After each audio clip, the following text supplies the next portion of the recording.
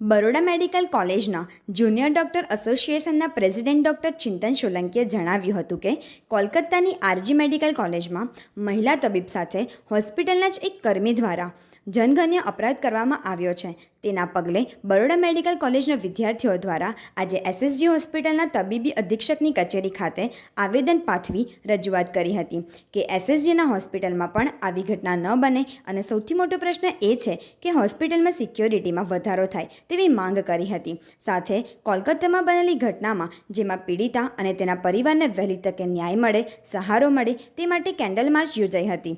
ભવિષ્યમાં ગુજરાતની કોઈપણ મેડિકલ કોલેજમાં આવો બનાવ ન બને તે માટે તંત્ર દ્વારા દરેક સરકારી હોસ્પિટલ અને મેડિકલ કોલેજની સિક્યોરિટી વધારવામાં આવે તેવી પણ અપીલ કરવામાં આવી છે. નમસ્કાર, હું doctor Chintan Solanki, second year orthopaedic resident અને હાલમાં બરોડા મેડિકલ કોલેજનો પ્રેસિડેન્ટ. ગઈકાલે અમે રેસિડેન્ટ તબીબો, અંડર ગ્રેજ્યુએટ સ્ટુડન્ટ્સ, હાલમાં એસએસજી વિભાગમાં કામ કરતા એમએલઓ સાથે વેસ્ટ બેંગાલમાં આરજીકર મેડિકલ કોલેજમાં સેકન્ડ યરની પલ્મોનરી મેડિસિન વિભાગની મહિલા તબીબ સાથે જે જઘન્ય કૃત્ય થયું, તેમનું મર્ડર થયું, એના અગેન્સ્ટમાં એની આત્માના શાંતિ માટે અને એની પરિવારને યોગ્ય ન્યાય મળે એના માટે કેન્ડલ માર્ચ યોજી. કેન્ડલ માર્ચમાં આશરે 300 થી 350 જેટલા ડૉક્ટરોએ અમને સહકાર આપ્યો. તેના વિષયમાં આજે મારા જેડીએના રિપ્રેઝેન્ટેટિવ્સ, ઇન્ટર્ન રિપ્રેઝેન્ટેટિવ્સ અને યુજી રેસિડેન્ટ સાથે અમે માનનીય શ્રી સુપ્રિન્ટેન્ડન્ટ સાહેબને અને ડીન સાહેબને અમારા રજૂઆત, બનેલી ઘટનાના વિરોધ અને ઘટના જેના પર તેના પરિવારને ન્યાય માટેની એક જે રજૂઆત કરી છે.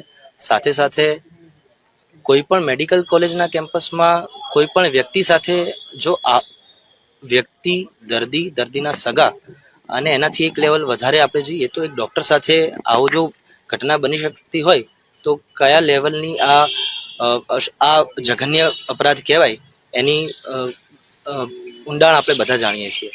ભવિષ્યમાં આવી ઘટના ન બને, કોઈ પણ દર્દીના સગા કે ડૉક્ટર સાથે એના પગલાં સત્તાધીશો આગળ લે એના માટેની નમ્ર વિનંતી છે. અને દરેક જાહેર જનતાને પણ અપીલ છે કે પોતાની આજુબાજુ તમને કોઈ પણ આવી ઘટના ઘટિત થતી દેખાય કે તમને જેનો અંદાજ હોય તો આગળ આવો અને તેને બનતી અટકાવો.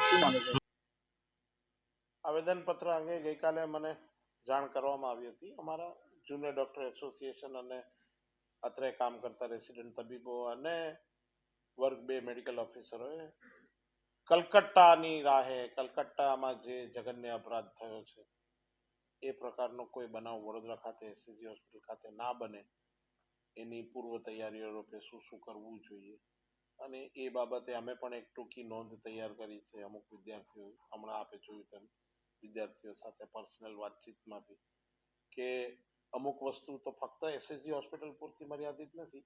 શહેરમાં પણ જ્યારે એ લોકો ફરતા હોય, બહાર મોડી રાતે જમીને પરત આવતા હોય, અમુક બાબતો હર હંમેશ યાદ રાખવા જેવી અને સાવચેત રહેવા જેવી હોય છે. એ અંગે અમારે ચર્ચા થઈ છે. એસએસજી હોસ્પિટલને મજબૂત સિક્યોરિટીની જરૂરત છે એવી એ લોકોની એક રજૂઆત છે, જે અમે ગ્રાહ્ય રાખી છે, ધ્યાને લીધી છે અને 358 કે 368 સિક્યુરિટી સ્ટાફ સાથે એક કમ્પ્લીટ નવી પ્રપોઝલ સરકારશ્રીમાં સાદર કરેલ છે. શહેરના સાંસદ અને ધારાસભ્ય બી આ અમારી માંગ વિશે વાકેફ છે અને એ લોકો એ બાબતે પ્રયત્નશીલ છે. એટલે બહુ જલ્દી સરકારમાંથી કંઈ સારો નિર્ણય થશે એવી આશા છે.